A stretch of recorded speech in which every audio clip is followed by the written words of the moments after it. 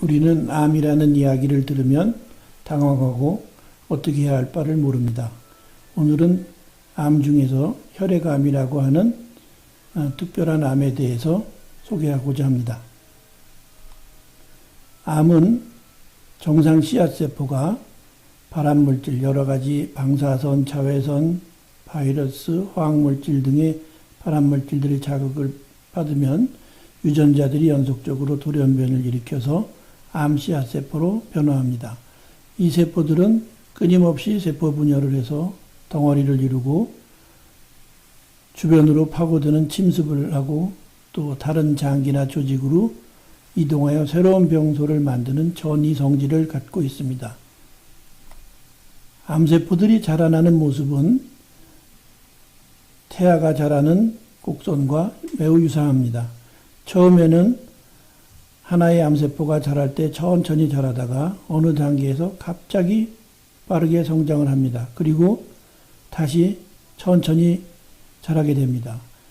우리가 보통 말기암이라고 하면 암세포 수가 10의 12승계, 무게로 치면 1kg 정도가 된다고 합니다.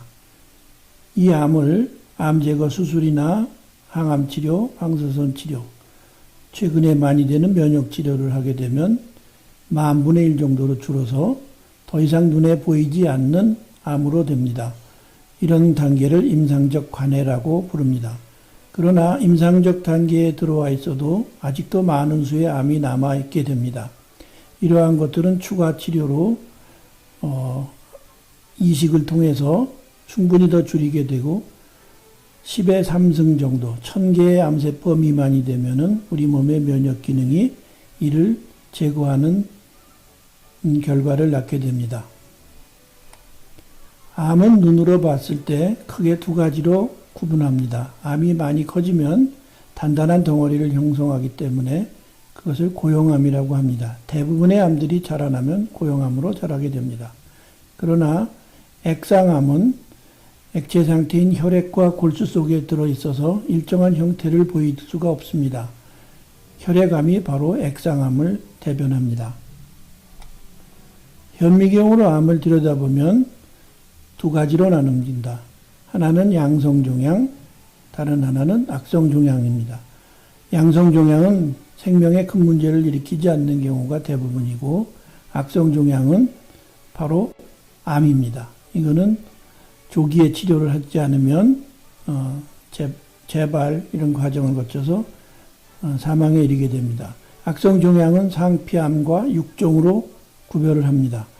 상피암은 대부분의 우리가 알고 있는 암들이 여기에 해당이 되고 육종은 근육이나 뼈 이런 곳에 생기는 암들을 얘기하는데 과거에는 혈액암을 이 부류에 놓지만 지금은 별도로 구분하고 있습니다. 혈액암은 공통점으로 골수에 있는 모든 피세포들을 만들어내는 조혈매세포들로부터 암으로 전환된 암을 이야기합니다.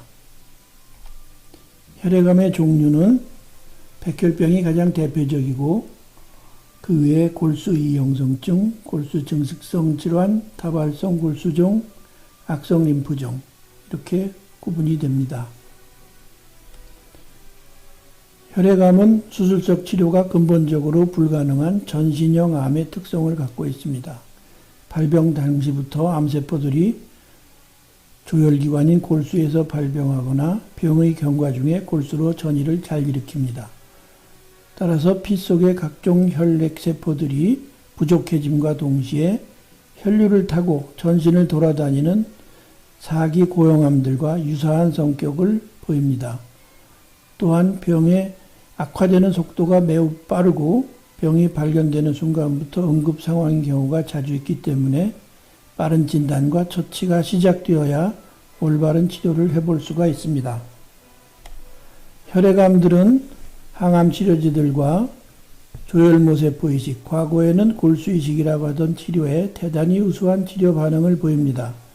모든 암이 그렇지는 않지만 혈액암 환자들에서는 적지 않은 사람들이 항암 치료만으로도 완치에 이르는 경우가 자주 있습니다.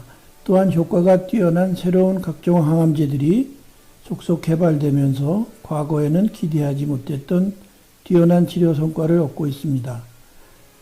지사량 수준의 고용량 항암제를 투여하고 전신의 방사선을 조사해서 암세포들을 모두 제거한 다음 건강한 다른 사람 또는 환자 자신의 골수나 말초혈액에 있는 조혈모세포들을 정맥으로 수혈하듯이 주입해서 새롭게 조혈 기능이 회복되고 동시에 면역이 새롭게 구성돼서 미세하게 남아있는 암세포들을 끊임없이 파괴하도록 하는 골수이식이 혈액암을 완치에 이르도록 하는 유일한 치료수단입니다. 이런 여러 가지 이유들 때문에 혈액암은 아무리 병이 심각하고 수술이 불가능한 상태일지라도 절대 포기하지 말고 적극적인 치료를 받아야만 좋은 성과를 얻을 수 있습니다. 병 자체뿐만 아니라 치료 과정 중에 응급수혈과 같이 다급하고 복잡한 문제들을 일으키는 경우가 자주 발생합니다.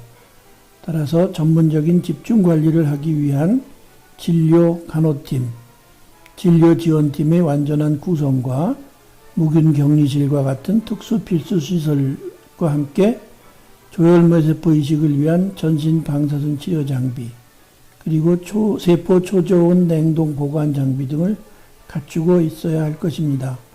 이것이 조혈모세포 이식센터의 설립과 운영이 필요한 이유이기도 합니다.